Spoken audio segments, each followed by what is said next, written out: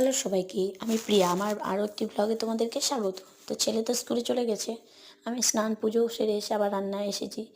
তো রান্না করছি, আজ শুক্রবার যেহেতু তাই নিরামিষ রান্না করছি। শাক রান্না করেছি, আর শিমের চচ্চড়ি হবে, মানে হলো।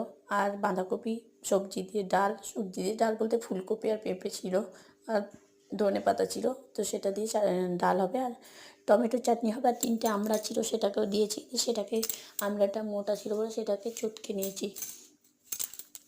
তো এবার বাঁধাকপির জন্য আলুগুলোকে ভাজবো।